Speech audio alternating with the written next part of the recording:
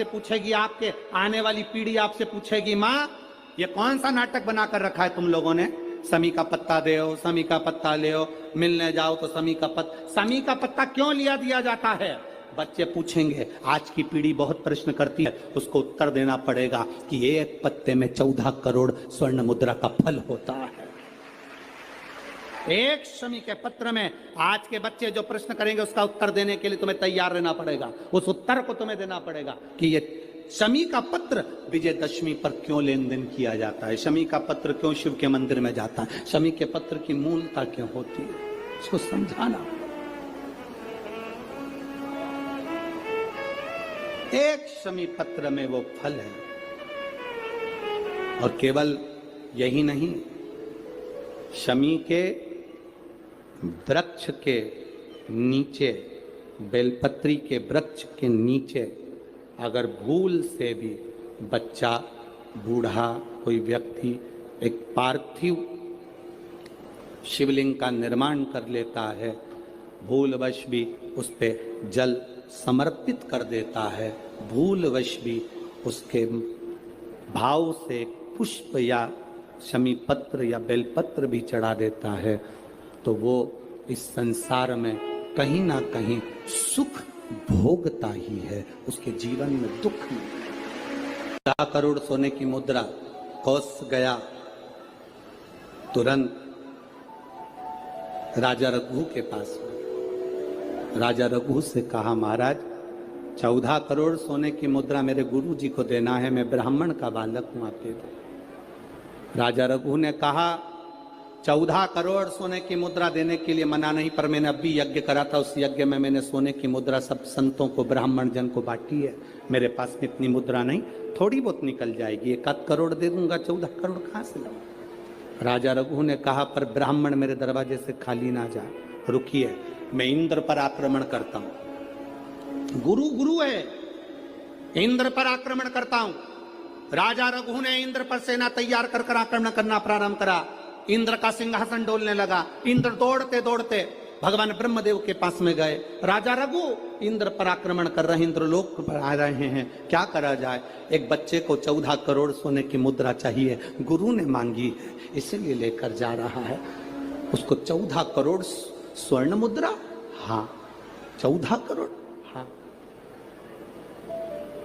क्या करें? इंद्र से कहा, राजा रघु यहां पर आए स्वर्ण मुद्रा लेने के लिए, आप कुबेर को बुलाओ और कुबेर से कहो कि तू जाकर 14 करोड़ सोने की मुद्रा दे दे। कुबेर को बुलाया। कुबेर शमी का एक पत्ता तोड़ा, शमी का एक पत्ता कुबेर ने तोड़ा और पृथ्वी पर आकर शमी के पत्ते को तोड़कर कोस को दे दिया। कोस, ये शमी का पत्ता ले। कोस ने कहा, मुझे 14 करोड़ स्वर्ण मुद्रा चाहिए, ये पत्ते का क्या करूंगा? 14 करोड़ मुझे स्वर्ण मुद्रा चाहिए, इस पत्ते का क्या करूंगा? तब कुबेर ने जो पत्ता दिया और कोस से कहा कि यह बर्तन तू महर्षि को ले जाकर दे देना, वो महर्षि समझ जाएंगे इस पत्ते में क्या है। बर्तन तू महर्षि के पास में एक शमी का पत्ता ले जाकर कोस ने दिया। कोस ने जैसे ही दिया, बर्तंतु ने उस पत्ते को अपने सिर से लगा लिया और जान गया ये मेरे महादेव का शमी का पत्र है। एक पत्ते में 14 करोड़ सोने की मुद्रा का फल होता है। 14 करोड़ सोने की मुद्रा का फल एक शमी के पत्ते में होता है। तुरंत बर्तंतु महर्षि ने शंकर की आराधना कर कर शिव जी से हाथ जोड़कर प्रार्थना करी, बाबा प्रकट हो।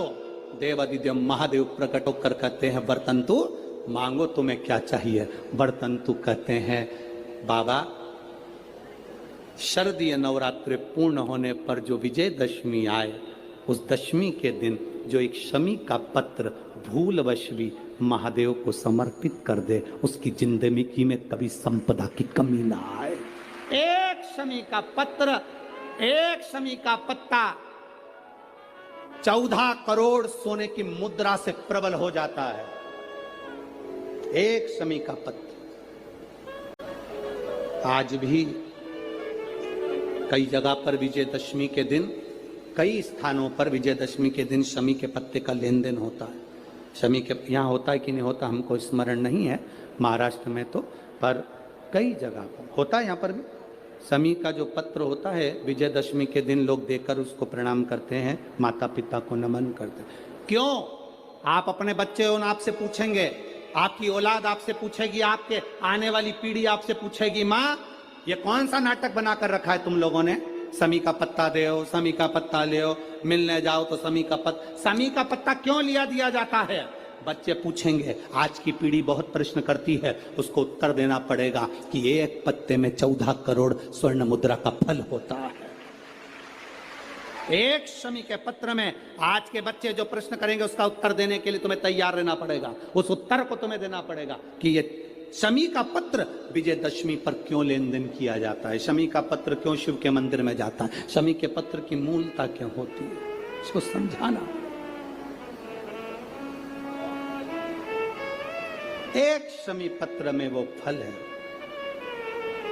और केवल यही नहीं, शमी के वृक्ष के नीचे, बेलपत्री के वृक्ष के नीचे अगर भूल से भी बच्चा, बूढ़ा, कोई व्यक्ति एक पार्थिव शिवलिंग का निर्माण कर लेता है, भूलवश भी उस पे जल समर्पित कर देता है, भूलवश भी उसके भाव से पुष्प या शमी पत्र या बेलपत्र भी चढ़ा देता है, तो वो इस संसार में कहीं ना कहीं सुख भोगता ही है, उसके जीवन में दुख नहीं। शमी पत्र उससे 1000 गुना शिवलिंग में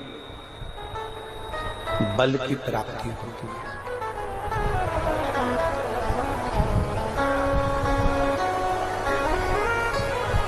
प्रदोष के दिन यदि आपको कहीं से शमी पत्र मिल जाए, प्रदोष के दिन यदि कहीं से आपको शमी पत्र मिल जाए और प्रदोष काल में, प्रदोष का जो समय होता है, शाम का जो समय होता है प्रदोष काल, 4 प्रदोष 5 प्रदोष आप कर देखिएगा कि आपका कोई काम है, कोई नौकरी के लिए आप अप्लाई कर रहे हैं, कोई समस्या बड़ी विकट आ गई है, कोई तकलीफ, बड़ा गला पकड़ रहा है बेटा, कोई तकलीफ विकट आ गई है, कोई समस्या विकट आ गई है, प्रदोष के प्रदोष काल में अगर एक शमी पत्र भी आप घर के शिवलिंग को, अब ये करने के लिए आपको मंदिर पे शिवलिंग नहीं जाना, अपने घर में जो शिवलिंग, चाहे वो स्फटिक का हो, पारद का हो, कंकर शंकर का हो, लकड़ी का हो, जो शिवलिंग तुम्हारे घर में, कांच का हो, चाहे वो नर्मदा के कंकर का हो, नर्मदेश्वर हो, पाषाण का हो, जो शिवलिंग चांदी का हो, सोने का हो, तांबे का हो, पीतल का हो, जो शिवलिंग तुम्हारे,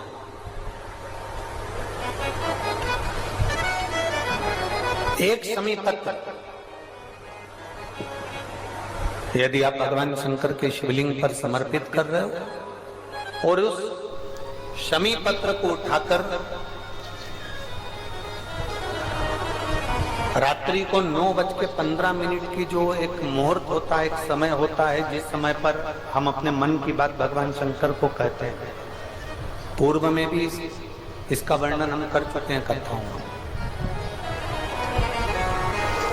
उस 9:15 पर वो शमी पत्र को उठाकर एक कागज में, एक कटोरी में उसको रखते थे। 4 या 5 प्रदोष के उस शमी पत्र को अपने पास में रखिए और जिस कार्य के लिए जा रहे हो उसको जेब में ऊपर के भाग में उसको रखकर लेकर जाइए, आपका वो कार्य सफल होकर ही रहेगा, वो रुक नहीं सकता।